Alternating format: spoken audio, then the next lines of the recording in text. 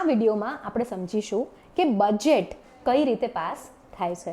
મોટા ભાગના લોકોને, ઇવન મને કે મારા મમ્મી પપ્પાને પહેલાં એવું લાગતું હતું કે બજેટના દિવસે એટલે કે 1 ફેબ્રુઆરીએ નિર્મલા સીતારમણજી આવે અને જે એમનું આપણે ટીવી પર જોઈએ છે લાઈવ વિડીયો, એ દિવસે જ બજેટ પાસ થઈ ગયું. ઓકે, પણ આવું નથી હોતું.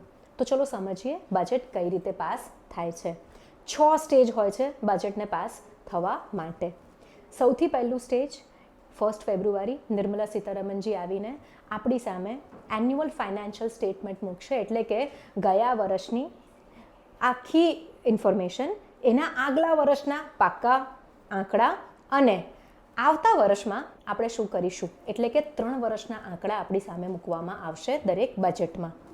આ થયા બાદ એમની સ્પીચ જ્યારે પતશે સંસદમાં, તેની સાથે સાથે જ પબ્લિક ગેઝેટ ઓફ ઇન્ડિયામાં આ ડોક્યુમેન્ટ પબ્લિશ કરવામાં આવશે. વાત કરીએ સ્ટેજ નંબર 2.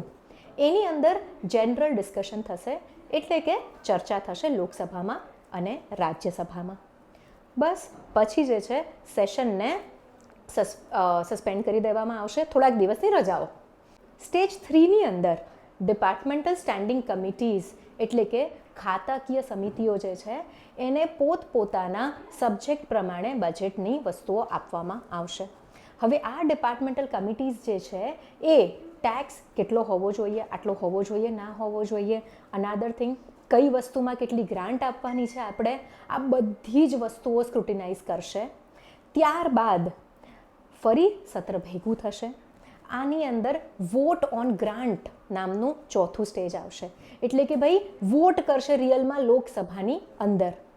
આ થઈ જાય પછી આવશે અપ્રોપ્રિએશન બિલ સ્ટેજ નંબર 5, વિનિયમન વિધેયક. આ પાસ થઈ જાય મતલબ કે આપણે એટલા પૈસા સાઈડમાં મૂકી દીધા છે જે ઘટકો આપણે નક્કી કર્યા છે એના માટે, અને ત્યારબાદ પાસ થશે તમારું ફાઇનાન્શિયલ બિલ, જેને આપણે કહીએ છીએ બજેટ.